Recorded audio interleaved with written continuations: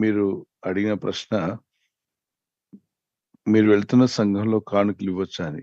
ఇవ్వచ్చమ్మా. మీరు వెళ్తున్న సంఘానికి కానుకలు ఇవ్వచ్చు. ఆ సంఘం యొక్క అభివృద్ధి కొరకు మరి పరిచర్యలో అవసరం తీరినట్లుగా మీరు చేయొచ్చు. అలాగే మీ బిడ్డ గురించి కూడా ప్రార్థన చేద్దాం తప్పనిసరిగా. గాడ్ బ్లెస్ యూ అమ్మా. Praise the lord.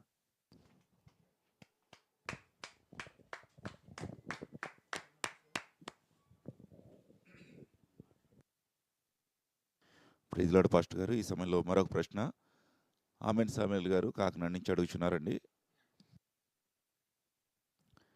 యోహాను సువార్త 1:40 వాక్యం ప్రకారం మోషే ధర్మశాస్త్రంలో యేసు గురించి రాసి ఉంది అని ఉన్నప్పటికీ ఇజ్రాయేలీలు ఎందుకు యేసు ప్రభు వచ్చినప్పటికీ వాళ్ళు నమ్మలేదనేసి ప్రశ్న అడుగుచున్నారండి.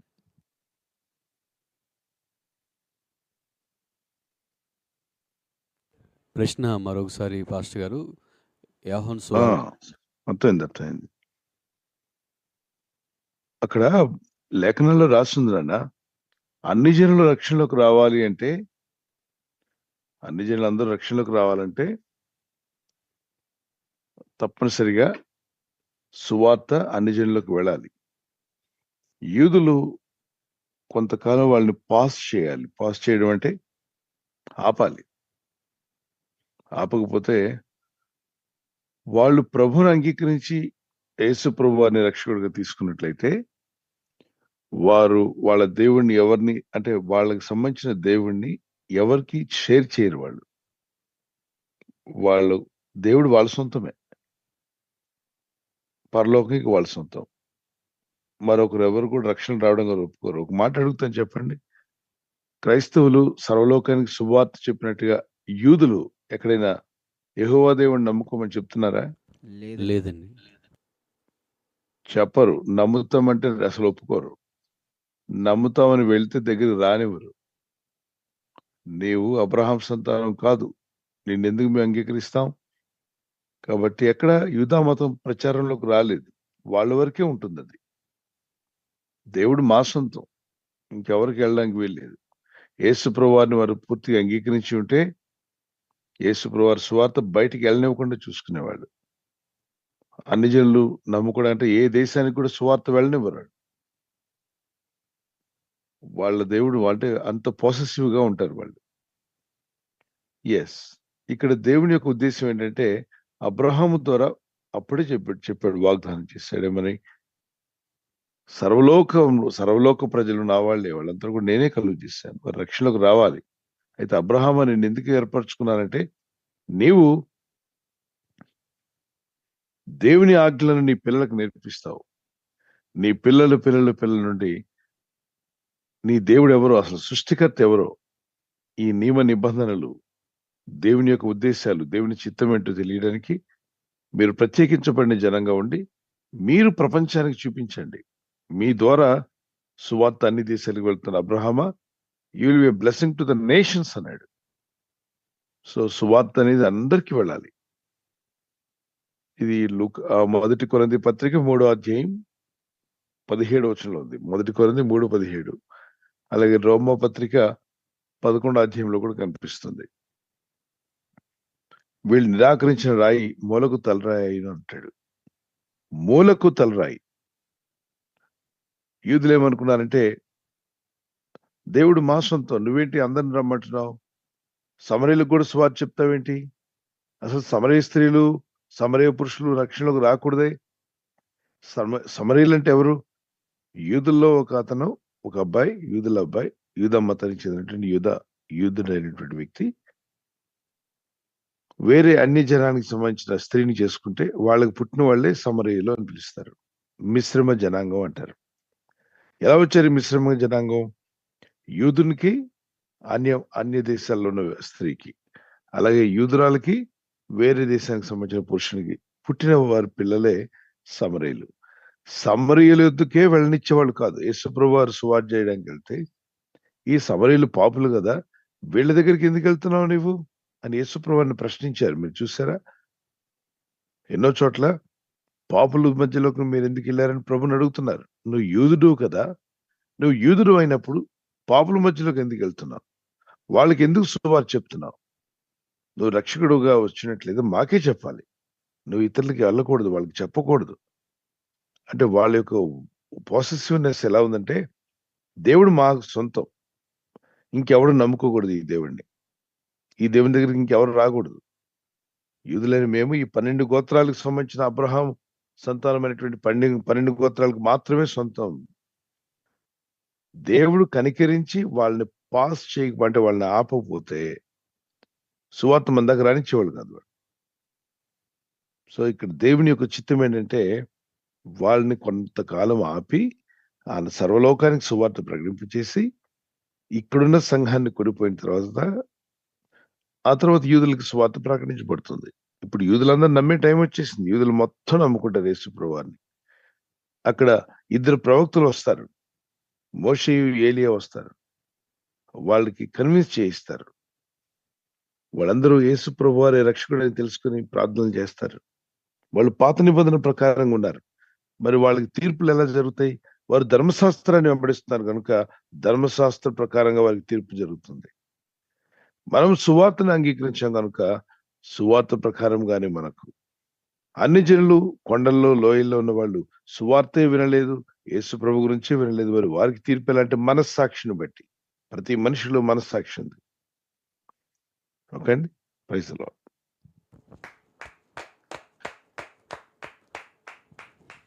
థ్యాంక్ యూ పాస్టర్ గారు. అదేవిధంగా హైదరాబాద్ నుంచి సహోదరుడు జాన్ గారు ఈ విధంగా ప్రశ్న అడుగుతున్నారు. నేను అన్యులు ఓల్డ్ ఏజ్ హోమ్లో జాబ్ చేస్తూ ఉంటాను. నాకు ఆదివారం ఆరాధనలో పాల్గొనడానికి కుదరటం లేదు. ఆన్లైన్లో పాల్గొంటూ ఉన్నాను. ఈ విధంగా పాల్గొనవచ్చా అని ప్రశ్న అడుగుతున్నారు. అదేవిధంగా మరొక ప్రశ్న కూడా అడుగుతున్నారు పాస్టర్ గారు అండి. మా యాజమాన్యం చెప్పినప్పుడు వారికి ముందు వైన్స్ తీసుకురావాల్సిన పరిస్థితులు వస్తున్నాయి. అలాంటి సమయంలో నేను ఏం చేయాలని ప్రశ్న అడుగుతున్నారండి.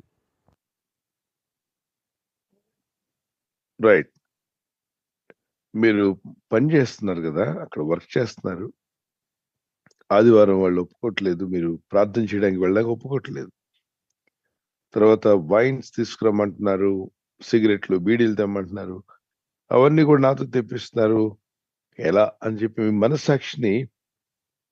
మీ మనసును బాధపరుచుకుంటూ, మీ మనస్సాక్షిని బాధ పెట్టుకుంటూ అక్కడ ఉండడం కంటే ప్రార్థించండి. మరొక పని మీకు దొరకొచ్చు. అక్కడికన్నా బెటర్ పని దేవుడు ఇవ్వగలడు. మీరు పని చేస్తున్నారు అక్కడ. సో పనివాడు జీతానికి పాత్రుడు.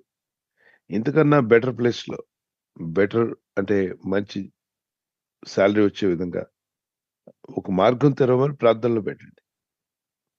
లేదా వీళ్ళే మారి బాబు నువ్వు ఆదివారం వెళ్ళిరా ప్రార్థనకని చెప్పాలి. ఈ వైన్‌లు ఇవన్నీ తెచ్చుకోవడానికి వేరే వ్యక్తిని పెట్టుకోవాలి. ఆహారం వడ్డించడానికో, అక్కడున్న కార్యక్రమాలు చూసుకోవడానికో ఒక వార్డెన్ గానో అది మీకిచ్చిన వాటిలో మీరుండొచ్చు. కానీ ఇవి నేను చేయనని నేను చెప్పాలి. అలా ఇవి చేయకపోతే తీసేస్తామన్నారనుకోండి. ఈలోగా మీరు ప్రార్థన చేయండి. దానికన్నా బెటర్ ప్లేస్‌లో మీకు పని దొరికేలాగా. ఓకే. ప్రార్థన చేద్దాం ఖచ్చితంగా. మీరు వాక్యం వినొచ్చా అని అడిగారు. తప్పనిసరిగా వినొచ్చు. పనిలో ప్రయాణం చేస్తున్నారు కొంతమంది. ఆదివారాలు సాధ్యమైనంత వరకు దేవుని సన్నిధికి వెళ్ళిపోండి. చర్చికి వెళ్ళండి. ప్రార్థనలో ఉండండి. వాక్యోపదేశం వినండి. కాన్బర్ట్ పొజిషన్‌లో హాస్పిటల్‌లో ఉన్నారనుకోండి ప్రార్థన చేయండి. వాక్యం వినండి. ఇంకెవరో హాస్పిటల్‌లో మీ బంధువులు అడ్మిట్ అయ్యి వాళ్ళ పక్కన మీరు ఉండాల్సొస్తే ప్రార్థించండి. ఆ రోగిని వదిలిపెట్టి నేను చర్చికి వెళ్తానని చెప్పని వాళ్ళక్కడ ఒంటరిగా ఉన్నప్పుడు వాళ్ళు వదిలేసి వెళ్ళకూడదు కాబట్టి యూ కెన్ బి దేర్. అదే టైంలో ఆ రోజు ప్రార్థనలో కూడా ఉండొచ్చు. విదేశాల్లో ఉన్నారు ఎంతోమంది. సంఘాలు అక్కడ వాళ్ళకి అందుబాటులో లేవు. లేని దగ్గర ఏం చేయాలి? మరి వారు కూడా అటెండ్ అవ్వచ్చు. యూట్యూబ్ లైవ్‌లో పాల్గొనొచ్చు. లైవ్ సర్వీస్‌లు ఇది కూడా సర్వీసే. ఇది కూడా వాక్యమే. ఇది కూడా ప్రార్థనే. ఓకే. ప్రార్థనలో పాల్గొనడం అది నేరుగా అయినా, లైవ్‌లో అయినా ఇట్స్ ఎ బ్లెస్సింగ్. వాక్యం వినడం అనేది బ్లెస్సింగ్. ప్రార్థించడం, స్తుతించడం, గనపరచడం. అయితే నేరుగా మీరు వెళ్లారనుకోండి చర్చ్‌కి, పూర్తిగా మీ బాడీ, మైండ్, స్పిరిట్ అన్నీ కూడా ఇన్వాల్వ్ అవుతాయి. ఓకే. God bless you.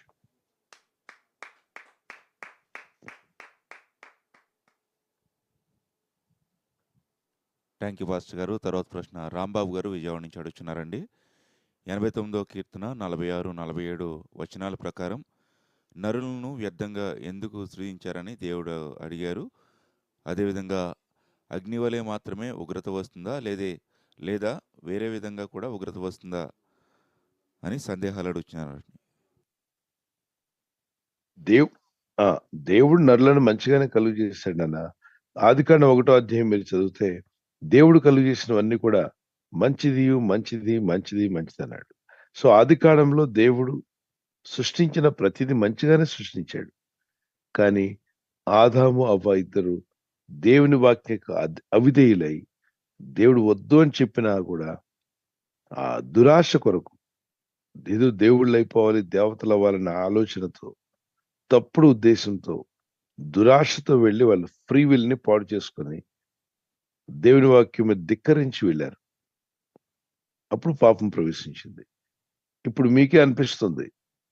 ఎందుకు ఇలా నరులు ఇలా చేస్తున్నారని. చూడండి రాక్షసుల్లా కొంతమంది చిన్న పిల్లల్ని పాడు చేయడం, వారిని చెరపడం, వారిని చంపడం. ఇలా అలాంటి విషయాలు మనం చూసినప్పుడు ఏమనుకుంటాం, ఎందుకు ఈ నరులు? ఏంటి ఈ దుష్టత్వం? వీళ్ళు అసలు భూమి మీద ఉండే ప్రయోజనం ఏంటి? చంటి పిల్లని చంపేస్తారా? అన్యాయం చేస్తారా? అక్రమాలా? దోచుకుంటారా? విధవరాల్ని, తల్లిదండ్రులు లేని బిడ్డల్ని క్రూరంగా దోచుకునేవాళ్ళు, మోసగించే మోసగాళ్ళు, అపవిత్రులు, వాళ్ళు చెడు ఇతరులను చెడగొట్టేవాళ్ళు, నమ్మించి నయవంచన చేసేవాళ్ళు, ఇలాంటి మనుషులను మీరు చూస్తే ఈడిది ఒక బ్రతికేనా? ఎందుకున్నాడు భూమి మీద అని అంటుంటారు. అంటే మనుషులమైన మనమే ఎదుటివాడి చెడుతనాన్ని భరించలేకపోతున్నాం. క్రూరమైన చెడుతనాన్ని, పాపాన్ని కలిగిన వారిని చూసినప్పుడు అసహ్యం వేస్తుంది. అసలు వీళ్ళు బతికుండి ఏంటి ప్రయోజనం అని అనిపించట్లా?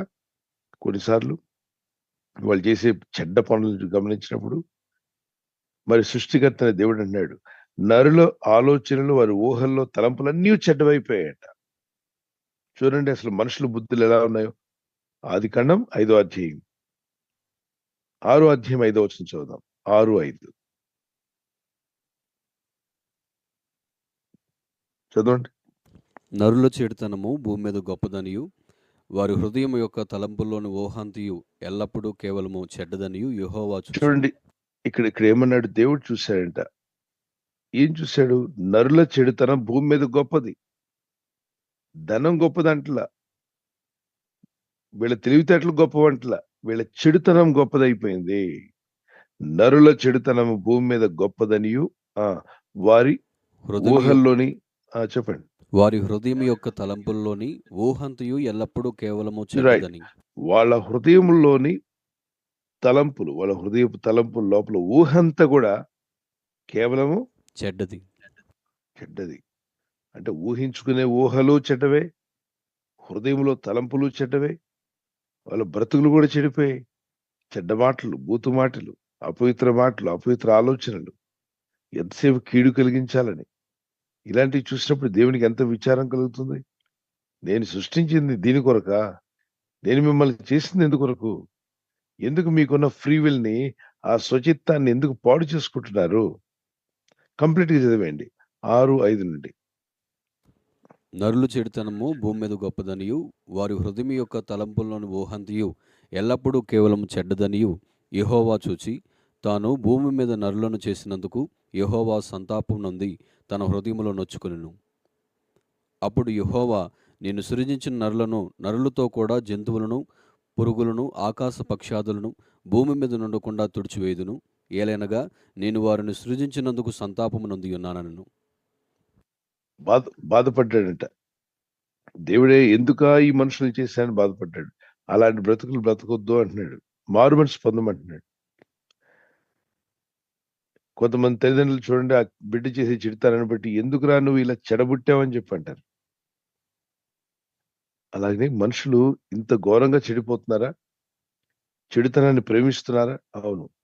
ఒక మంచి కన్నా చెడునే ఎక్కువ ప్రేమిస్తున్నారు. మీరు గమనించండి.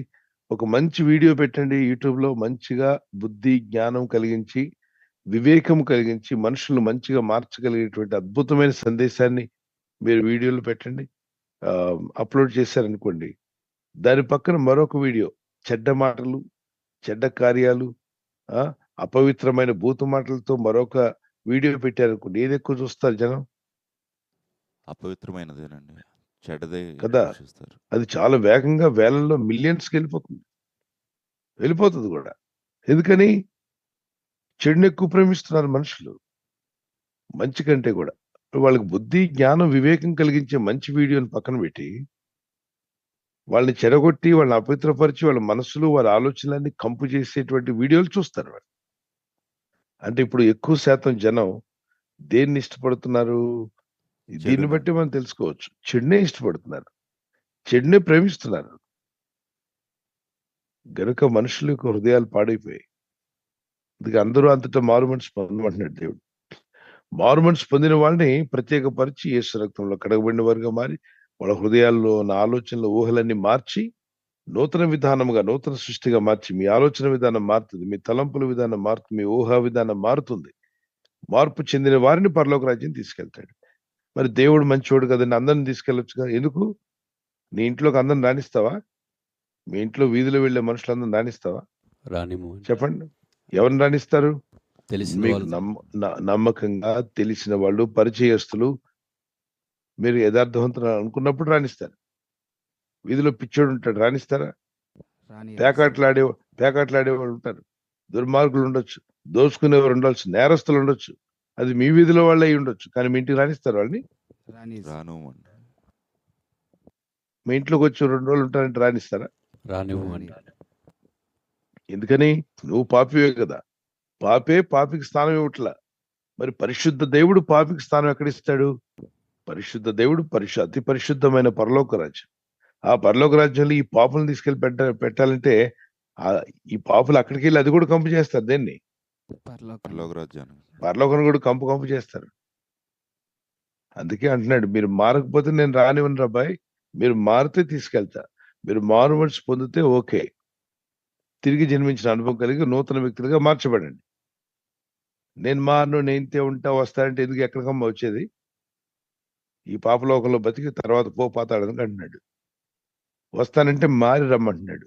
సింపుల్. మారు మనసు పొందిన వారికి పరలోక రాజ్యం. మారు మనసు పొందను, నా బతుకింతే బతుకుతా అంటే పో, కంపు. పాతాళానికి పోతా అంటున్నా, పో, నీ ఇష్టం అంటున్నాడు. అయితే దేవుని ప్రేమ అందరినీ అంతటా మారు మనసు పొందాలని ఆశపడుతున్నాడు. God bless you. మరొక ప్రశ్న అడుగుతున్నారు పాస్టర్ గారు. అగ్ని వల్ల మాత్రమే ఉగ్రత వస్తుందా, లేదంటే వేరే విధంగా కూడా ఉగ్రత వస్తుందా అనే విధంగా ప్రశ్న అడుగుతున్నారు పాస్టర్ గారు. ఉగ్రత దేవుడు ఉగ్రత కుమ్మరిస్తాడు కదా నాన్న. వేరే విధంగా అంటే ఏంటి? మీ ఆలోచనలు ఏంటి? వేరే విధంగా అంటే వేరే చల్లగా జల ప్రళయం లాగా రావచ్చనే? జల ప్రళయంతో రాడు. అది అంటే ఆది కాండంలో నోవాహు టైంలో దేవుడు చెప్పాడు, నోవా, ఆ యొక్క రెయిన్బోని చూస్తున్నావా నువ్వు? ఇంద్రధనుస్సు అదేంటంటే సూచన. మరొకసారి మానవ జాతిని వాళ్ళు ఎంత చెడినా, ఎంత బాగున్నా, బాగాలేకపోయినా జలప్రళయం పంపి మాత్రం నాశనం చెయ్యను. ఇకపోతే బైబిల్లో రాసింది, మహాదినం రాబోతుంది. దేవుని తీర్పులు రాబోతున్నాయి భూమి మీదకి. ఒక రోజున ఈ పంచభూతములు మహావెంటంతో లయమై కరిగిపోతాయి. 2 పేతురు 3వ అధ్యాయం 7, 8, 9, 10 వచనాలు చదువుతాం. చదవండి. 2 పేతురు పత్రిక 3వ అధ్యాయం 6 నుండి త్వరగా చదవండి.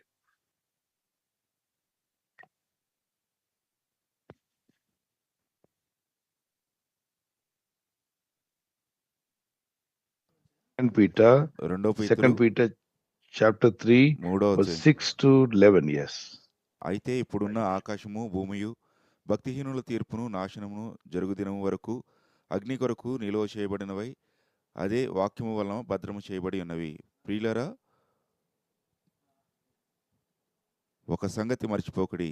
ఏమనగా ప్రభు దృష్టికి ఒక దినము 1000 సంవత్సరముల వలన 1000 సంవత్సరములు ఒక దినము వలనే ఉన్నవి. కొందరు ఆలస్యమని ఎంచుకున్నట్లు ప్రభు తన వాగ్దానమును గుర్చి ఆలస్యం చేయవాడు కాడు గాని ఎవడనూ నశింపవలనని ఇచ్చేంపక అందరూ మారు మనసు పొందవలనని కోరుచు మీ ఎడల దీర్ఘశాంతము గలవాడై ఉన్నాడు. అయితే ప్రభు దినము దొంగ వచ్చినట్లు వచ్చును. ఆ దినమున ఆకాశములు మహాధ్వనితో గతించిపోవును, పంచభూతములు మికటమైన వేండ్రముతో లయమైపోవును, భూమియు దాని మీదనున్న కృత్యములను కాలిపోవును.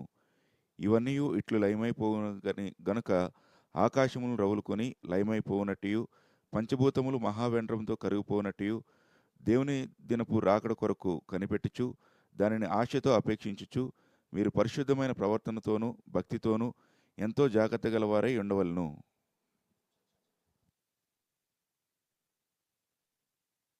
అయినను మనం ఆయన వాగ్దానమును బట్టి కొత్త ఆకాశముల కొరకును క్రొత్త భూమి కొరకును కనిపెట్టుచున్నాము. వాటి యందు నీతి నివసించును. Praise the lord. మనం దేని కొరకు కనిపెడుతున్నాం? కొత్త ఆకాశం కొత్త భూమిని దేవుడు కలుగు చేస్తాడు. మరి ఇప్పుడున్న భూమి ఆకాశం ఇవన్నీ కూడా పంచభూతములు మహావేండంతో లయమైపోతాయి అగ్ని గంధకాలతో. ఇది ఖచ్చితంగా జరుగుతుంది, కానీ ఇప్పుడు కాదు. ముందు సంఘం వెళ్ళిపోవాలి, తర్వాత 7 సంవత్సరాల కాలం ఉంటుంది, ఆ తర్వాత ఈ కార్యక్రమాలన్నీ స్టార్ట్ అవుతాయి.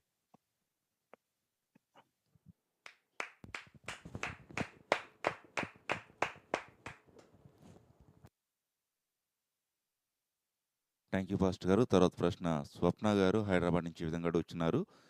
హెబ్రీ పత్రిక 4వ అధ్యాయము 6-7 వచనం వాక్యంలో దావీదు గ్రంథం అనేది ఇది కీర్తన గ్రంథమేనా అని సందేహం అడుగుతున్నారండి. ఎక్కడ చూస్తారు ఆ గ్రంథాన్ని? హెబ్రీ పత్రిక 4వ వచనం 6-7 వచనాలు. దావీదు గ్రంథము అన్నప్పుడు దావీదు తన గ్రంథంలో రచించిన వాటినే బైబిల్లో తీసుకొచ్చారు. దావీదు గురించి, దావీదు యొక్క కీర్తనలు మనకు కనిపిస్తాయి. దావీదు రాసిన కీర్తనలు, ఆసాపు రాసిన కీర్తనలు, కోరాహు కుమారులు రాసిన కీర్తనలు, మోషే గారు రాసిన కీర్తనలు కనిపిస్తాయి. ఎక్కువ శాతం ఎవరు రాశారు? దావీదు గారు రాశారు. రైట్. వాటిని మనం తీసుకోవాలమ్మా. దావీదు కూడా 22వ కీర్తనలో ప్రభు గురించి మాట్లాడారు. మరి 60 నుండి 70 వరకు వచ్చే కీర్తనలో కూడా ప్రభు గురించి, ఆయన శిలువ మరణం గురించి, ఆయన ఏం జరగబోతుంది అన్ని విషయాలు మాట్లాడారు. అక్కడక్కడ ప్రవచన వాకులు ఉంటాయి. ఇక్కడ కీర్తనలో యేసుక్రీస్తు భూమి మీదకి వచ్చినప్పుడు ఆయన ఎలా పడ్డారు, బాధలన్నిటి గురించి అక్కడ ఉంటుంది.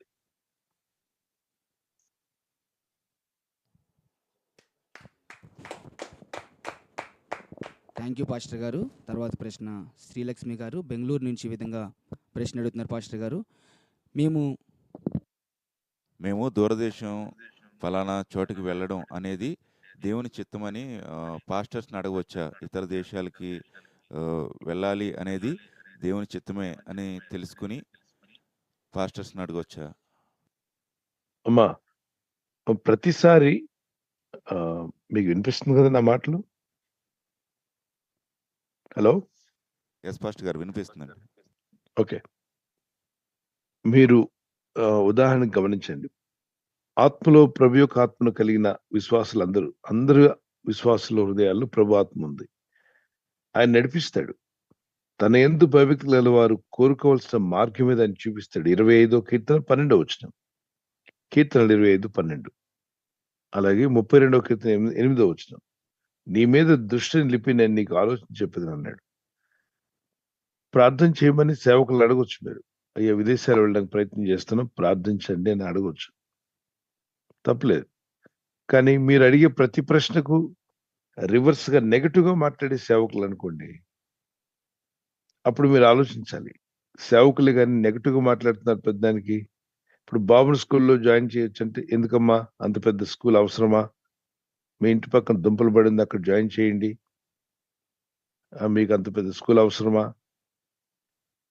అలాగే ఒక మ్యాచ్ వచ్చిందండి కుమార్తెకు అంటే, అంత పెద్ద సంబంధం మీకు అవసరమా? మీ వీధిలో అబ్బాయికి ఇచ్చి పెళ్లి చేయండి. నేను ఇల్లు కట్టాలనుకుంటుంటే, అంత పెద్ద ఇల్లు నీకు అవసరమా? చిన్న పెంకుటిల్లు సరిపోదు నీకు? ఇలా మాట్లాడే వాళ్ళు ఆత్మ సంబంధులు కాదు. వాళ్ళు మీ అభివృద్ధిని ఇష్టపడని వారు, ప్రతిదానికి అడ్డం వేసేవాళ్ళు. మీ అభివృద్ధిని వారు ఆశించట్లేదు. అయితే దురాశతో వెళ్లే వారికి గద్దింపులు ఉంటాయి. ఎందుకు వెళ్ళాలనుకుంటున్నావు ఈ దేశం? కుటుంబాన్ని వదిలిపెట్టి భర్త, భార్య, బిడ్డలు ఒకరికొకరు దూరం అయిపోయి డబ్బు సంపాదన కొరకు వెళ్తున్నావా? ఇక్కడ ఎంత సంపాదిస్తున్నావు? 20-30 సంపాదిస్తున్నావు. విదేశం వెళ్తే 35 అనుకో, వెళ్ళి ప్రయోజనం ఏంటి? ఒక 35,000 కొరకు అదే డబ్బు, అదే ఒళ్ళొంచి ఇక్కడ పనిచేస్తే దానికన్నా ఎక్కువ సంపాదించవచ్చు కదా. నువ్వు అక్కడికి వెళ్ళి సంపాదించడానికి వెళ్ళినప్పుడు పోనీ 1,00,000, 2 లక్షలు, 3 లక్షలు వస్తున్నాయంటే ఓకే. వెళ్ళి ఆ డబ్బు సంపాదన మీదే మనసు కాకుండా ప్రార్థన చేసుకో. దేవా నీ చిత్తమైతే వెళ్ళటకు సాయం చేయమని. ఇది యాకోబు పత్రిక 4వ అధ్యాయం 15 నుండి 17 వరకు ఇంతలోనంతలో కనబడి ఆ మాయమే ఆవిరి వంటివి అది మానవ జీవితం కనుక మీరు ఏది అడిగినా, ఏది చేయాలనుకున్నా, దూరదేశం వెళ్ళి సంపాదించాలనుకున్నా దేవుని చిత్తమైతే అని చెప్పి అనాలట. ఓకే. తర్వాత ప్రతిదీ దైవ సేవకులను అడగాల. అవసరంలా ప్రతిదీ అడగనక్కర్లా. ఈ రోజు ఏం కూర చేసుకోమంటారా అయ్యగారని ఫోన్ చేసి అడుగుతున్నారంటే ఎక్కడో. ఆ పాస్టర్ గారు చెప్తాడంటే ఏమనంటే, అమ్మా ఈరోజు కాకరకాయ చేసుకోండి, రేపు మటన్ చేసుకోండి. ఈయన గృహ విజిటింగ్కి వచ్చినప్పుడేమో గోంగూర మటన్ చేయండి. ఆహా అలాగే ఉంటుంది నాన్న. కూరలు చేసుకోవడానికి పాస్టర్ గారికి ఫోన్ చేయనక్కర్లా. ఈరోజు బట్టలు ఉతకమంటారా వద్దా, ఈరోజు ఇల్లు ఊడమంటారా వద్దా, దైవ పాస్టర్ గారిని అడగాల. కామన్ సెన్స్ లేదు. దేవుడు మానవుడికి కామన్ సెన్స్ ఇచ్చాడు. అన్ని జనులకు ఉన్నప్పుడు మనకి అంతకన్నా ఎక్కువ ఉండాలి కదా. ప్రతిదానికి వెళ్ళి దైవ సేవకులకు ఫోన్ చేసి, అయ్యా మరి నేను మా ఇల్లు క్లీన్ చేసుకోవచ్చా, ఈ కూరలు చేసుకోవచ్చా, మరి ఏ షర్ట్ వేసుకోమంటారు, ఏ రంగులో ఉన్న షర్ట్ వేసుకోమంటారు. అతి వినయం దురత లక్షణం అనే మాట విన్నారా? విన్నాం పాస్టర్ విన్నామన్న గారు. పాస్టర్. మరి అంత ఓవర్ యాక్షన్ అవసరం లేదు. దైవజనుడు బైబిల్లో చెప్పిన మాటకు లోబడండి. ప్రతిదానికి విధేయులు అయిపోతామండి. గురూజీ లాగా మా సేవకుని పాటిస్తామంటే మనకు సంఘంలో క్రైస్తవుల మధ్యలో గురూజీ లేరు, బాబాజీ లేరు. నో బాబాజీ, నో గురూజీ. మనందరికీ గురువు యేసుప్రభు వారే. పరిశుద్ధ గ్రంథమైన బైబిల్ని అనుసరించి వెళ్ళాలన్నా ప్రార్థన చేసుకోవచ్చు. అందరూ అంతటా దేవుని సన్నిధిలో మొరపెట్టండి. అడుగుడి మీకు ఇవ్వబడును, వెదకుడి మీకు దొరకను. మత్తయి సువార్త 7:7 లూకా సువార్త 18:1-8 వరకు, మొదటి తెస్సలోనికై 5:18 మీరు చదువుకోండి అమ్మా ఈ లేఖనాలు. కీర్తన 50:15 కీర్తన 55:22 నీ భారం యెహోవా మీద మోపుము, ఆయన ఆదుకుంటాడు. ఓకే. God bless you. ప్రభువు దీవించాలి. థ్యాంక్ యూ పాస్టర్ గారు. సహోదరి చిన్ని గారు కాకినాడ నుంచి ఈ విధంగా ప్రశ్న అడుగుతున్నారు. ఎస్తేర్ అనే పేరు పెట్టుకున్న వారు బైబిల్లో ఉన్న ఎస్తేర్ స్వభావం కలిగి ఉంటారా? మా కాలనీలో అందరూ క్రైస్తవులే, కానీ వారి స్వభావం చర్చిలో ఆత్మీయంగా ఉండి ఇంటి దగ్గర వచ్చేటప్పటికి మరోలాగా ఉంటుంది. వారితో ఏ విధంగా ప్రవర్తించి ముందుకు నడవాలో తెలియపరచగలరని ప్రశ్న అడుగుతున్నారండి. అదేనమ్మా, ఇందుకే మారు మనసు పొందిన వ్యక్తికి మారు మనసు పొందిన వ్యక్తికి చాలా తేడా ఉంటుంది. పేర్లు పెట్టుకోవడం ఏం లేదు. పేర్లు పెట్టుకున్న వ్యక్తులు మారు మనసు పొందలేదనుకోండి, బైబిల్లో సమూయేలు పేరు ఉన్నప్పటికీ అతను మారు మనసు లేని వాడైతే, దుర్మార్గ పనులు చేస్తూ ఉన్నట్లయితే, మీరు సెంట్రల్ జైలుకి వెళ్ళి అడిగితే ఇక్కడ ఎవరన్నా సమూయేలు ఉన్నాడా అని ఒక్కడైనా కనబడతాడు. ఎందుకు కనబడ్డాడు? ఎందుకు వచ్చాడు అంటే హృదయం దేవునికి ఇవ్వలా, పేరు పెట్టుకున్నాడు. ఒక అతను మీకు తెలుసు అలెగ్జాండర్ ది గ్రేట్ అని, మరి గ్రీక్ సామ్రాజ్య నియంత అని చెప్పొచ్చు. ఆ ప్రపంచాన్ని ఏలడానికి వెళ్ళినటువంటి యవనస్తుడు ఒక రోజున అతని మిలిటరీ వాళ్ళు అతని దగ్గర ఆర్మీలో ఒకడు పారిపోతున్న పిరికి పందను పట్టరండి రా అన్నాడు. వాడి వల్ల అందరూ పారిపోయే అవకాశం ఉంది. వాడు పారిపోయి అందరినీ భయం పుట్టిస్తాడు కనుక వాడిని పట్టండి ఇక్కడికి అన్నాడు. అతను లాగి తీసుకొని వచ్చారు.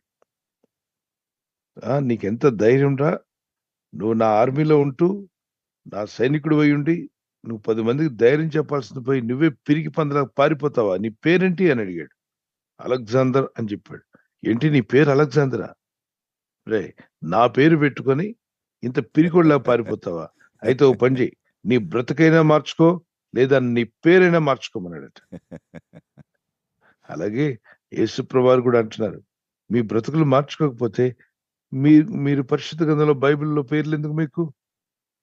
వదిలేసేయండి. లేదా మీరు మారుతారంటే మీ బ్రతుకులు మార్చుకోమంటున్నాడు. సో ప్రతి ఒక్కటి మనిషిని పట్టి చూడనక్కర్లా. నీవు వెంబడించవలసింది యేసుప్రభువారిని.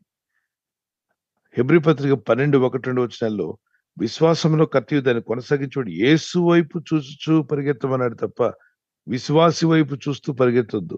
మీ వీధిలో క్రైస్తవుడిని చూసి పరిగెత్తకు, మీ వీధిలో ఉన్న విశ్వాసరాలను చూసి పరిగెత్తకమ్మా. ప్రతి ఒక్కరూ క్రీస్తు మీద ఉంచాలి మన మనసు. అయితే వీధిలో వాళ్ళు కానీ ఊర్లో వాళ్ళు కానీ మారు మనసు లేకుండా ఆ పేరు ఎస్తేరని మాత్రం ఎస్తేరు మంచి ప్రార్థనాపరురాలు, విశ్వాసం ఉంది ఆమె. తల్లిదండ్రులు లేకపోయినా మంచి భక్తిపరురాలు. మరి ఆ భక్తురాలు పేరు పెట్టుకుని భక్తిహీనంగా ఉండడం ఎందుకు? అయితే మీరు చెప్పినా వాళ్ళు వినకపోవచ్చు. మీకు అభ్యంతరం లేదు, మీరు ప్రభుని వెంబడిస్తున్నారు, వెంబడించండి, యేసు వైపు చూస్తూ వెళ్ళండి. వాళ్ళు వెంబడించకుండా పేరు పెట్టుకొని ఉన్నట్లయితే ఒక రోజున వాళ్ళకి దేవుడు లెక్కలో తీసుకొస్తాడు. కనుక మీకు అభ్యంతరం లేదు, మీరు ప్రభుని వెంబడించండి. God bless you.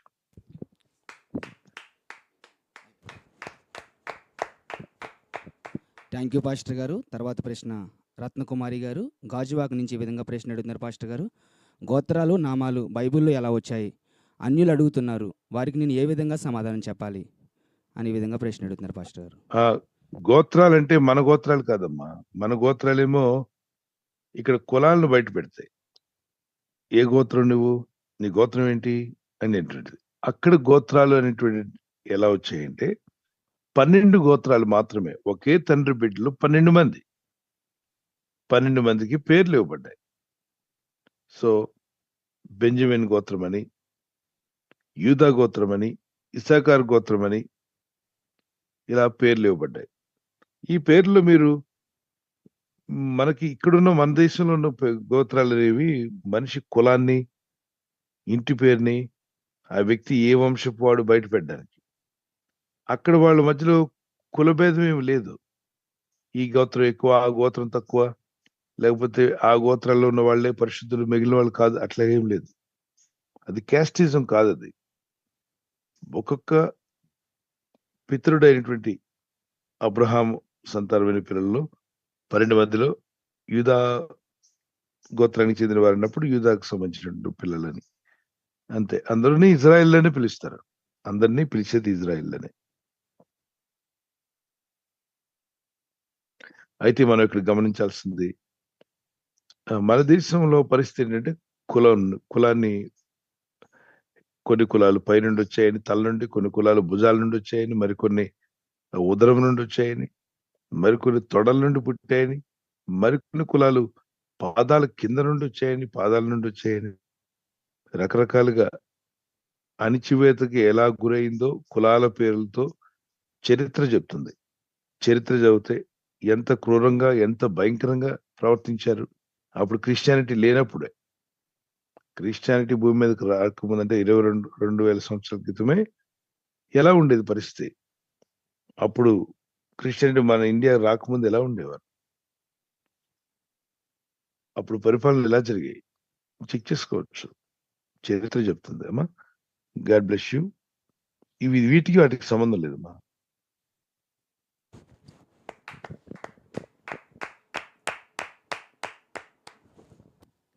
Thank you pastor గారు. తర్వాత ప్రశ్న జ్యోతి గారు మన గురించి అడుగుతున్నారండి. నేను వెళ్ళే చర్చిలో వాక్యం సరిగ్గా లేకపోవడం వల్ల చాలా కాలం నుంచి చర్చికి వెళ్ళడం లేదు, ప్రభు బల్ల ఆరాధనలో పాల్గొనడం లేదు. ఆన్లైన్లోనే పాల్గొని నేను ప్రభు బల్లని తీసుకుంటున్నాను, ఆ విధంగా తీసుకోవచ్చా అని సహోదరి సందేహం అడుగుతున్నారండి. రైట్. ఎలాంటి సహవాసానికి వెళ్ళాలి అంటే 1 కొరింథీ పత్రిక 5వ అధ్యాయం మీరు ఆ కింద వచనాలు చదువుతూ వెళ్తున్నప్పుడు 11, 12, 13 వచనాల్లో సహోదరుడు అనబడిన వాడు కొట్టువాడు గాని, తిట్టువాడు గాని, మరి మద్యపాని గాని, వ్యభిచారి గాని, దోషిగా జీవిస్తే అట్టి వారితో నువ్వు బల్ల తీసుకోవద్దు, అట్టి వారితో సహవాసం చేయొద్దు అన్నాడు. అట్టి వారితో భుజింపవద్దు, సహవాసం చేయొద్దు అంటే ప్రభు బలలో పాల్గొనొద్దని అర్థం. ఎట్టివారితో కొట్టువారు, తిట్టివారు, దోషకులు, అవమానపరచువారు, వ్యభిచారం, జాగ్రత్త, అన్ని రకాలైన పాపాలతో ఉన్న వారితో సహవాసం వద్దన్నాడు. దానివల్ల మీ ఆత్మీయతను కరప్ట్ చేసుకునే వాళ్ళు అవుతారన్నాడు. ఇప్పుడు సంఘంలో అంతా ఈ ముఠాయే ఉందనుకోండి, కొట్టడాలు, తిడ్డాలు, దూషించడాలు, ఒకళ్ళనొకళ్ళు ఎత్తి పొడుచుకోవడం, కారాలు మిరియాలు నోరడం, పగ ప్రతీకారాలు, ఇలా ఉండి సంఘానికి వెళ్ళి ప్రయోజనం ఏంటి? వీళ్ళని వాళ్ళు తిడుతుంటే వారిని వీళ్ళు తిడుతూ ఉంటే తిట్లు వినడానికి వెళ్తామా? ఎవరి పక్షంగా వెళ్తాం మనం? మన దేవుని పక్షంగా ఉండాలి. కనుక ఏ సంఘంలో అయితే వాక్యం ఉండి వాక్యానికి ప్రాధాన్యత ఇచ్చి దేవునికి మాత్రమే ప్రాధాన్యత ఇస్తూ సేవకుడు కూడా దేవుణ్ణి ముందు పెట్టి నడుస్తూ వాక్యం చదవండి, వాక్యాన్ని వెంబడిద్దామని చెప్పి వాక్యాన్ని అర్థమయ్యే విధంగా స్వార్థపూరితంగా కాకుండా వాళ్ళ సిద్ధాంతాలు తీసుకొచ్చి వాక్యంలో పెట్టకుండా దేవుని వాక్యంలో ఉన్నట్లయితే ఖచ్చితంగా వెళ్ళొచ్చు, వినొచ్చు, వాక్యంలో పాల్గొనండి, ప్రభు బలలో కూడా పాల్గొనొచ్చు. అలా లేని పక్షంలో మరి అటువంటి వాక్యం మాకు అందట్లేదు. వాక్యం వినాలని వెళ్తున్నా మా ఆకలి తీరట్లేదు. అప్పుడు ఆన్‌లైన్‌లో వాక్యం వింటున్నాం. మంచిదే, వినండి. ప్రార్థనలో పాల్గొనండి. సహవాసం ఉండడం మంచిది. ఆ చర్చిలో కాకపోతే మరొక చర్చిలో మంచి వాక్యము, ప్రార్థన పరిచయం ఉంటే వెళ్ళండి. అక్కడ వెళ్లి వాక్యాలు వినండి. ఆదివారం రోజున. మిగిలిన రోజులు ఉదయం, సాయంకాలం లైవ్‌లో మనం ప్రార్థనలో అందరూ పాల్గొంటున్నాం. ఒకవేళ అక్కడికి వెళ్ళడానికి మనసు లేనప్పుడు బలలో పాల్గొనొచ్చంటే యెస్. దేవుని పరిశుద్ధుల సంఘంలో ప్రపంచవ్యాప్తంగా దేవుని పిల్లలందరూ ఏకీవించి వాక్యమును విని వాక్యం చేత కట్టబడుతూ బలలో పాల్గొంటూ ప్రార్థనలు ఎదుగుతున్నారు. మీరు ఆ పని చేయొచ్చు. God bless you. Thank you pastor గారు. తర్వాత ప్రశ్న సువర్ణ రజనీ గారు విజయవాడ నుంచి ఈ విధంగా ప్రశ్న అడుగుతున్నారు పాస్టర్ గారు. జన్మపాపము గూర్చి వాక్య సందేశం చెప్పినప్పుడు పితరుల దోషాలు, పాపాలు మనలో కూడా ఉంటాయి అని చెప్పారు. అయితే అవి పోవాలంటే ఏ విధంగా ప్రార్థన చేయాలి అని ఈ విధంగా ప్రశ్న అడుగుతున్నారు పాస్టర్ గారు.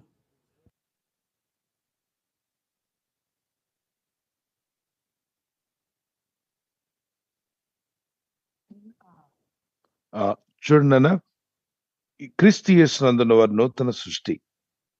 2 కొరింథీ 5:17 యేసుక్రీస్తుని అంగీకరించినప్పుడు, ప్రభు యొక్క రక్తంతో కడగబడినప్పుడు మీరు పితరుల పాపశాపం నుండి బయటపడుతున్నారు. నూతన సృష్టిగా మార్చబడ్డారు.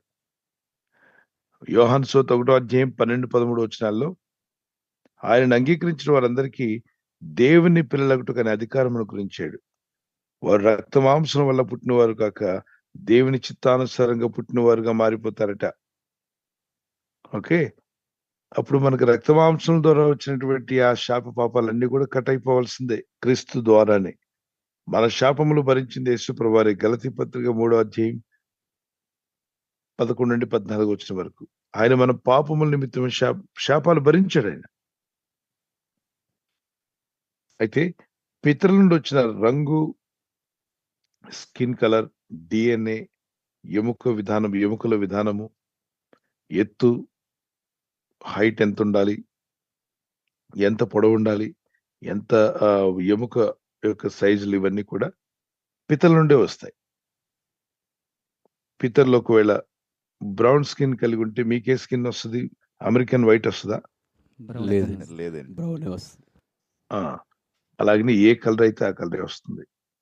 దీంతో పాటు వాళ్ళ పాపాలు కూడా వస్తాయంటే వస్తాయి, కానీ వాటిని తొలగించేటువంటిది యేసుక్రీస్తు యొక్క రక్తము, యేసునందు విశ్వాసము, ప్రార్థన. హల్లెలూయా. ప్రభుని వేడుకోనండి.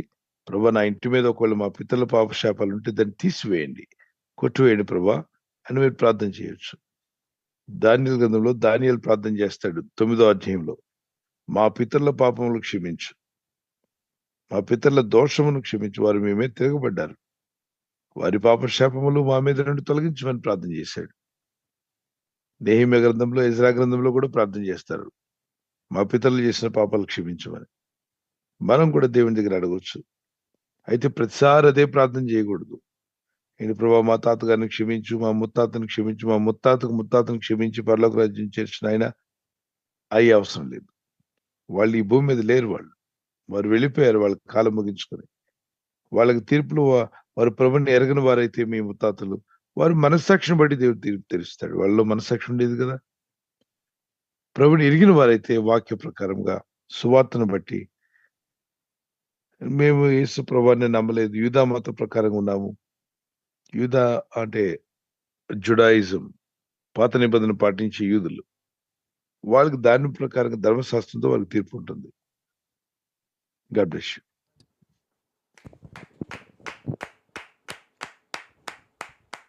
థ్యాంక్ యూ పాస్టర్ గారు. సహోదరి నవీన గారు ఈ విధంగా ప్రశ్న అడుగుతున్నారు. హెబ్రీయులకు రాసిన పత్రిక 5వ అధ్యాయము 6వ వాక్యం ప్రకారం నీవు మెల్కీసెదెకు క్రమము చొప్పున నిరంతరం యాజకుడివై ఉన్నావు అని మరి ఒక చోట చెప్పుచున్నాడు. మెల్కీసెదెకు క్రమం అంటే ఏంటని ప్రశ్న అడుగుతున్నారండి. అదేనమ్మా, యేసుక్రీస్తు ప్రభు వారి గురించిన ప్రవచన లేఖనం అది. మెల్కీసెదెకుగా ప్రభు వచ్చాడు, అబ్రహాం దగ్గర ఆయన ఇచ్చిన అర్పణలు అంగీకరించాడు, ఆయనకి రొట్టెయు ద్రాక్షారసం ఇచ్చాడు. ఆ మెల్కీసెదెకు అనేటువంటి వ్యక్తి, అతనికి పితరులు లేరట, తల్లిదండ్రులు లేనివాడు, ఆది అంతం లేనివాడు. ఎవరు? యేసుప్రభు వారే. ఓకే. ప్రభు ఆ పాత నిబంధనలో ఉన్నాడు, క్రొత్త నిబంధనలో కూడా ఉన్నాడు. క్రొత్త నిబంధన కాలంలో మానవ దేహం తీసుకున్నాడు. పాత నిబంధన కాలంలో మానవ దేహం లేకుండానే దేవుడిగా వాళ్ళ మధ్యలో ఉండి నడిపించాడు. Okay. God bless you.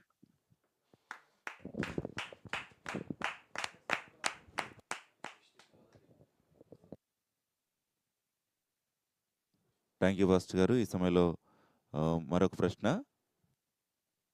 Annapurna గారు గుంటూరు నుంచి అడుగుతున్నారండి. మత్తయి సువార్త 5వ అధ్యాయము 13వ వచనం ప్రకారం లోకంలో అనేకమైన ఆహార పదార్థాలు ఉన్నప్పటికీ ఉప్పును మాత్రమే దేవుడు ఎందుకు ఎంచుకున్నారని అడుగుతున్నారండి.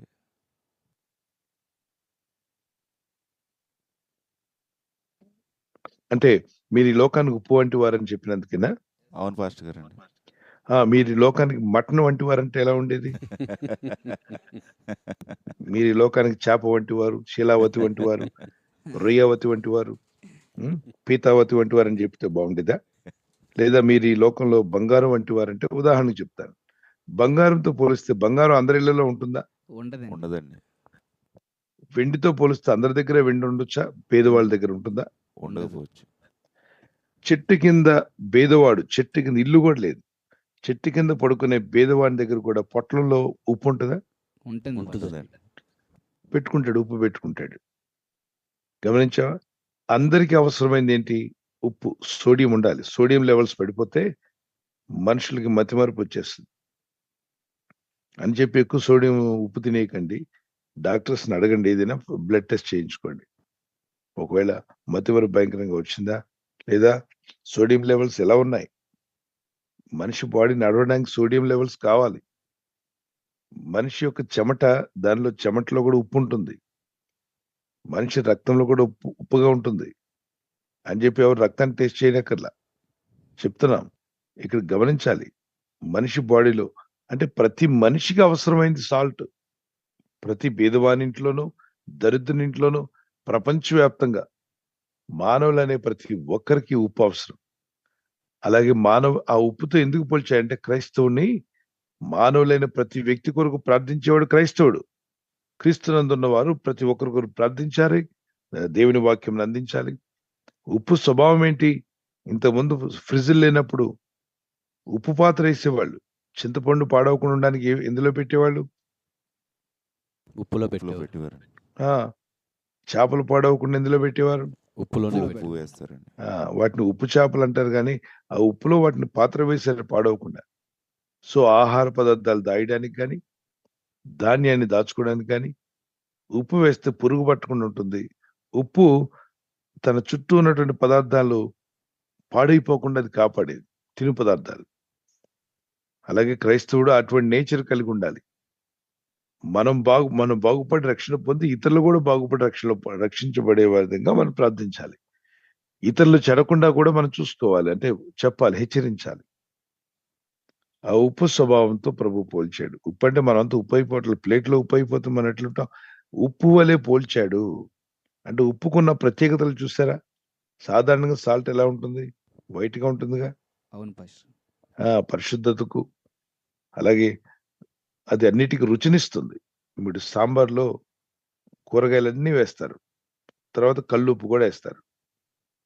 ఎవరు కనబడతారు చెప్పండి? సాంబార్ అయిన తర్వాత మునక్కాళ్ళు కనిపిస్తాయి, వంకాయ ముక్కలు కనబడతాయి, బంగాళదుంపలు కనిపిస్తాయి, సొరకాయలు. పప్పు వేస్తే పప్పు కనిపిస్తుంది, కరివేపాకు వేస్తే కరివేపాకు కనబడుతుంది. కనబడకుండా పోయింది ఎవరు? ఉప్పు. ఉప్పు అండి. ఉప్పు తన రూపాన్ని కోల్పోయి అందరికీ రుచినిచ్చింది.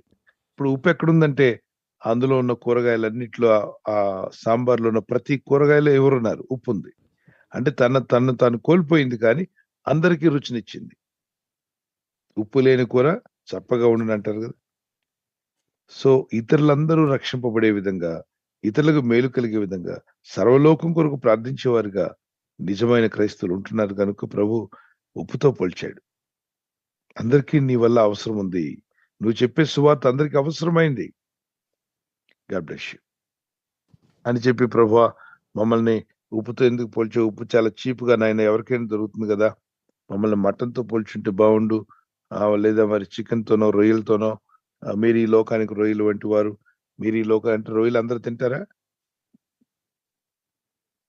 చెప్పండి. హలో, Yes, నా Pastor. మాటలు వినిపిస్తున్నాయి? వినిపిస్తున్నాయి. అందరూ రొయ్యలు తింటారా? లేదు, తినరు. శాకాహారులు ఉన్నారా? ఉన్నారండి. పాస్టర్. మరి మీరు ఈ లోకానికి రొయ్యలు వంటి వారంటే ఏమైపోయేది మన పరిస్థితి? మటన్ వంటి వారంటే ఏమయ్యేది? అందరూ మటన్ కొనుక్కోగలరా? లేదండి. మీరు ఈ లోకానికి బంగారు వంటి వారు, వజ్రం వంటి వారంటే అందరి దగ్గర అందరి ఇళ్లలో వజ్రాలు ఉండవు, అందరి ఇళ్లలో బంగారం బంగారం ఉండదు. ఉండదు. సువార్త ఉప్పు వంటి వారు అన్నప్పుడు అందరి ఇళ్లలో ఉప్పు ఉంటుంది. Yes. ఎవరింటికన్నా వెళ్ళు, వాళ్ళ ఇంట్లో ఉప్పు ఉంటుంది. బీదవారింట్లో కూడా ఉప్పు ఉంటుంది. అంటే అందరికీ అవసరమైంది సాల్ట్.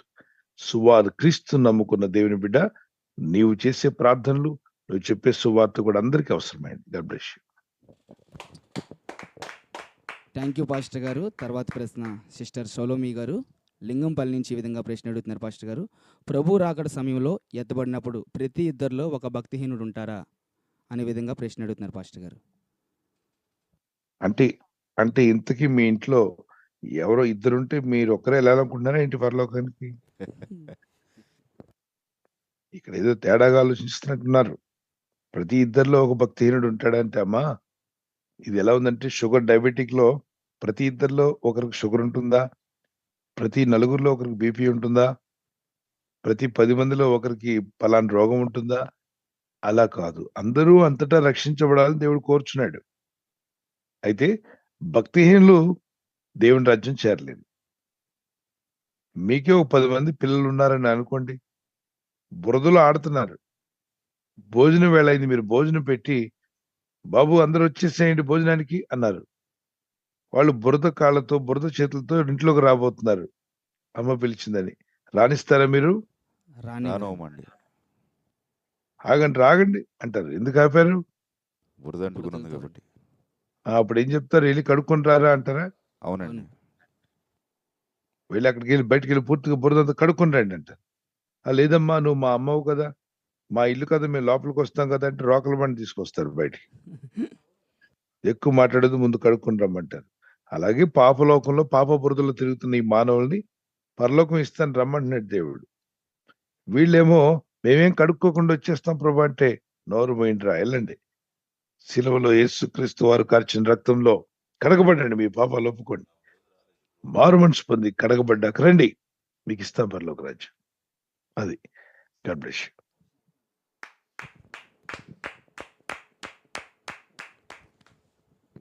థ్యాంక్ యూ పాస్టర్ గారు. సహోదరు దుర్గా గారు ఆస్ట్రేలియా నుంచి అడుగుతున్నారు.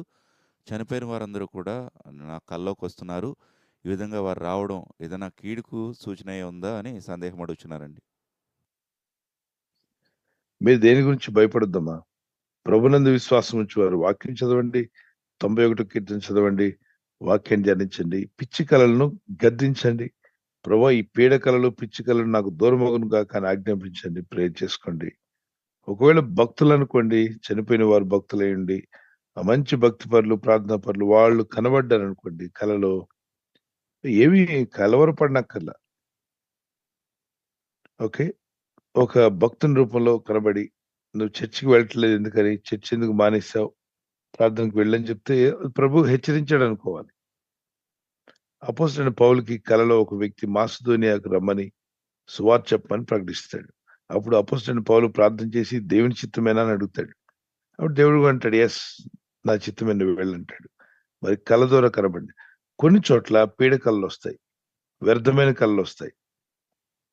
ప్రసంగి 5వ అధ్యాయంలో మనుషులు అలసిపోయినప్పుడు కానీ, బాగా కష్టపడినప్పుడు కానీ కళలు, స్వప్నాలు పుడతాయంట. అవన్నీ వ్యర్థం అన్నాడు. వ్యర్థమైన కళలు కొన్ని వస్తుంటాయి, వ్యర్థమైనటువంటి స్వప్నాలు కొన్ని వస్తున్నాయి. ప్రతిదాన్ని పట్టించుకోనక్కర్లా. ఒకవేళ కీడు కలిగినట్టుగా మీకు ఏమన్నా అనిపిస్తే లేచి ప్రార్థించండి, ప్రభువా ఈ స్వప్నం నాకు ఇలా వచ్చింది, కీడులో పడకుండా నన్ను తప్పించు, కీడులో ప్రమాదంలో పడకుండా మమ్మల్ని తప్పించండి, ఈ కళ మాకు దూరమగునుగాక అని మీరు ప్రార్థన చేసుకోవచ్చు. God bless you. Thank you pastor గారు. తర్వాత ప్రశ్న కొండవా గారు హైదరాబాద్ నుంచి ఈ విధంగా ప్రశ్న అడుగుతున్నారు. నాకు కొన్ని ఆస్తులు అన్యుల సంబంధించిన ఆవరణంలో ఉన్నవి. వాటిని నేను అందులో అద్దెకిస్తున్నాను. ఆ అద్దెలో నుంచి నేను దక్షిణ భాగం తీయవచ్చా అనే విధంగా ప్రశ్న అడుగుతున్నారు పాస్టర్ గారు.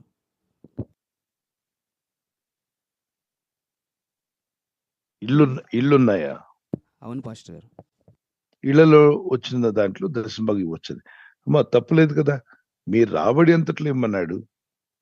ఓకే, క్రొత్త నిబంధనలో వచ్చినప్పుడు మీ మీ హృదయంలో నిశ్చయించుకునే కొలది మీ హృదయంలో ఏమైతే ప్రేరేపణ వస్తుందో ఆ ప్రేరేపణ ప్రకారం ఇవ్వచ్చు. క్రొత్త నిబంధనలో మీరు చూడొచ్చు, అనేక మంది దేవుని పరిచయలో కొందరైతే చిర ఆస్తులు అమ్మి కూడా ఇచ్చారట.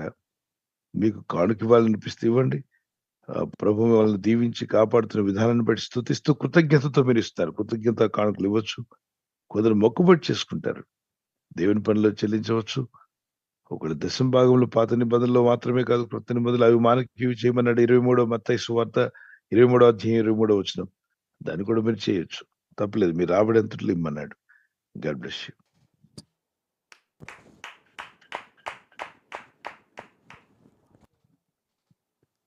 హేమ గారు హైదరాబాద్ నుంచి అడుగుతున్నారండి. 107వ కీర్తన 20వ వచనం వివరణ. ఆయన తన వాక్కును పంపి వారిని బాగు చేయను అంది కదా, దీని యొక్క వివరణ అడుగుతున్నారు పాస్టర్ గారు. అదేనమ్మా, ఆయన తన వాక్కును పంపి బాగు చేశాడు, వాడు పడిన గుంటల నుండి వాడిని లేవనెత్తాడు అనేది పాత నిబంధనలు 107వ కీర్తన. మరి 19వ వచ్చిన 20వ వచనంలో వారు మొరపెట్టగా ఆయన వారికి బాగు విడిపించాడు. వాడు మొర విన్నాడు, వాక్కును పంపించాడు. ఇప్పుడు తన వాక్కు ద్వారానే మోషేని పంపించాడు. ఐగుప్తుకు పంపించి ఐగుప్తులను ఇజ్రాయెల్ని విడిపించాడు. ఎలా? తన వాక్యమే కదా. వాక్యము నోట ఇదిగో నా మాట నీ నోట ఉంచుతాను మోషే, నువ్వు వెళ్తున్నా భయపడకు, నా మాటలు నీ నోట్లో ఉంచుతాను. అవును, దేవుని వాక్యం మనల్ని విడిపిస్తుంది, బాగు చేస్తుంది. అయితే ఇక్కడ కొంతమంది సేవకులు ఈ మాటను డిఫరెంట్ గా తీసుకొని డిఫరెంట్ గా బోధించి, అమ్మా నేను వాక్ రిలీజ్ చేస్తాను, నేను వాక్యం వర్డ్ రిలీజ్ చేస్తాను, రెడీగా ఉండండి, నేను రిలీజ్ చేసినప్పుడు మీరు ఆమెను చెప్పాలి, లేకపోతే మళ్ళీ మీకు జరగదు అని అనడం. వీళ్ళు వెళ్ళేమో లైన్లో నిలబడి అయ్యా వాక్ రిలీజ్ చేయండి అని వీళ్ళు అడుక్కోవడం. ఆయన 100 ఇస్తే రిలీజ్ అవుద్ది, 1000 ఇస్తే రిలీజ్ అవుద్ది, 10,000 ఇచ్చిన వాళ్ళకి ఇంకో వాక్ రిలీజ్ చేస్తాడు, 15,000 ఇస్తే కొంచెం పెద్ద మాట రిలీజ్ చేస్తాడు. ఇది వ్యాపారం, ఇది మోసం. ఇలాంటి దొంగలు ఉన్నారు. సేవకుల్లో కూడా కొందరు దొంగలు ఉన్నారు. దొంగల మాటలు విని మోసపోకండి. వాళ్ళేంటి రిలీజ్ చేసేది? గోంగూర. దేవుడు ఆల్రెడీ రిలీజ్ చేశాడు బైబిల్లో. వాక్యాన్ని తీసుకో, విశ్వాసం ఎత్తి దేవుని వాక్యం ఎత్తు, వాగ్దానం ఎత్తి ప్రార్థన చేయి. ఎవరి దగ్గరకు వెళ్ళి అడుక్కోకండి వాక్యం రిలీజ్ చేయమని. దేవుని వాక్యాలు వాగ్దానం ఎత్తి క్రీస్తు యేసునందున్న వారికి వాగ్దానములన్నీ కూడా అవును ఆమెను అన్నట్టుగా ఉన్నాయి. ప్రార్థించండి, సేవకులను గౌరవించండి. కానీ ఎక్స్ట్రీమ్ అంటే అతి ఓవర్ యాక్షన్ చేసే సేవకులను దూరంగా ఉండండి. నేనే రిలీజ్ చేయాలి, నేను రిలీజ్ చేస్తేనే మీకు ఏదైనా బ్లెస్సింగ్ వస్తుంది, నేను రిలీజ్ చేయకపోతే బ్లెస్సింగ్ రాదు. ఇలాంటి ఓవర్ యాక్షన్ చేసేటువంటి ఓవర్ యాక్షన్ వాళ్ళు చాలా మంది ఉన్నారు. వాళ్ళ మాటలు పట్టించుకోవద్దు, దారి తప్పకుండా చూసుకోండి. God bless you.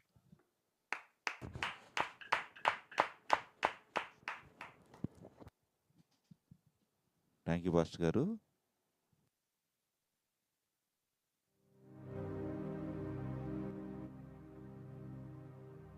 Praise the lord.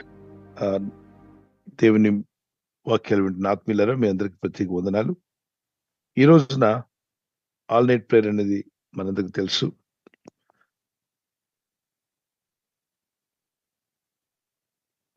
All night prayer లో స్పెషల్ గా మండే రోజున పిల్లలందరి కొరకు ప్రార్థన జరుగుతుంది. ప్రపంచవ్యాప్తంగా అనేకులు పిల్లలు పెద్దల దగ్గర పాల్గొంటున్నారు. బిడ్డల కొరకు ప్రార్థించడం మంచిది.